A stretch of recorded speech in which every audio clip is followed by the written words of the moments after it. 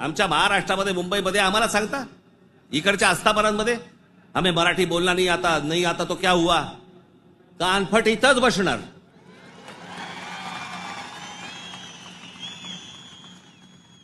फालतू देशबीस सांगायचं नाही आम्हाला।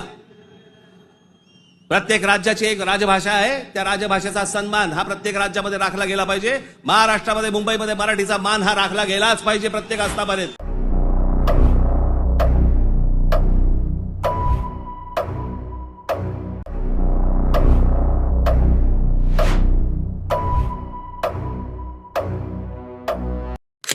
महाराष्ट्र छत्रपती शिवाजी महाराजांचा महाराष्ट्र, एक असा महाराष्ट्र जिथे कधी रंग, वेशभूषा, संस्कृती किंवा जाती धर्म पाहून भेदभाव झालेला नाही। पण आज त्याच स्वराज्यातील महाराष्ट्रात काय घडतंय ही आपल्या छत्रपतींची शिकवण बिलकुल नाही। हे बाबा, मी खुशी राठोड आणि मी नाम बदनाम। तर आज आपण बोलूया भारताच्या अत्यंत गंभीर विषयावर, जो की आजचा आपला गरम मुद्दा आहे।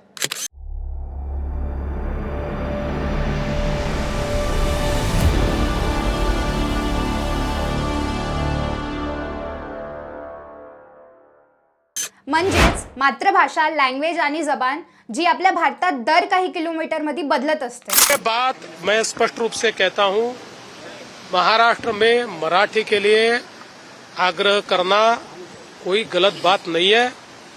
सरकार का भी मानना है कि मराठी का उपयोग ज्यादा से ज्यादा होना चाहिए, किंतु अगर उसके लिए कोई कानून हाथ में लेता है तो कानून उसके ऊपर कारवाई करेगा। जिथे एकीकडे महाराष्ट्राचे मुख्यमंत्री देवेंद्र फडणवीस म्हणतात मराठी भाषेचा प्रचार करताना आग्रह करणे हे चुकीचे नाही, पण प्रचार करताना कायदा हातात घेणे हे चुकीचं आहे। ज्या स्वराज्यात परस्त्रीला माता भगिनी मानलं जातं, आज त्याच स्वराज्यात भाषेच्या नावावर एक स्त्री जिच्या हातात 9 महिन्याचं बाळ होता त्या स्त्रीला लाठीकाठीने मारहाण करण्यात आली।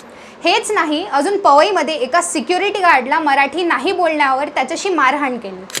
असे अनेक प्रकरण भाषेच्या नावावर महाराष्ट्रात वेगवेगळ्या भागात होत आहे। नेमकं म्हणजे भाषेच्या नादात हे लोक एवढे आंधळे झाले की यांना माणसातील माणुसकी मारून टाकली। काही राज्यातील राजकीय पक्षाचे कार्यकर्ते त्या भाषेच्या नावावर फक्त आणि फक्त आग लावून आपल्या घरातील भाकरी भाजत आहे। हे भाषा युद्ध सुरू झालं तरी कुठून? हे सुरू झालं महाराष्ट्र आणि कर्नाटक बॉर्डरवरील बेलगावी या गावातून।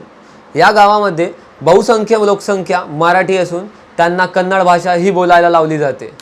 आणि हे फक्त महाराष्ट्र आणि कर्नाटकामध्येच नाही, तर ते बेंगलुरू सारख्या मोठ्या मोठ्या शहरांपर्यंत पोहोचलेलं आहे, जिथले कॅब ड्रायव्हर, ऑटो चालक किंवा तिथले झोमॅटो डिलिव्हरी पार्टनर्स त्या लोकांना राज्यभाषा न बोलण्यामुळे त्यांच्याशी दुर्व्यवहार किंवा मारहाण केली जाते।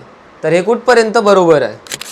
महाराष्ट्रातली मुंबई हे फक्त महाराष्ट्राची नव्हे तर भारताची आर्थिक राजधानी म्हणून ओळखली जाते। मुंबई, बेंगलुरू अशा यासारख्या मोठ्या मोठ्या शहरांचे नाव चांगल्या गोष्टींमुळे सामोरं जात आहे, बट यामध्ये जर भाषा युद्ध हे जर सुरू झालं तर यामुळे कुठे ना कुठे भारताच्या अर्थव्यवस्थेवर परिणाम होणार। तर जे लोक द्वेष पसरवत आहे तर त्या लोकांना हात जोडून विनंती की भाषेच्या नावावरती आपल्या भारताचे तुकडे नको करा। Hey Bawa